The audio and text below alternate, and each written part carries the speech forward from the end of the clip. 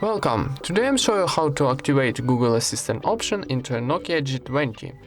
First step, go into Google application, this one, and click more option on the bottom right corner. So click, and here I need to choose settings and go into Google Assistant. Then need scroll down and find general option here.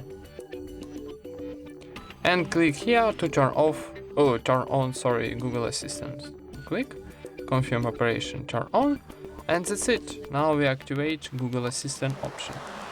Thank you for watching, leave thumbs ups and subscribe to our channel.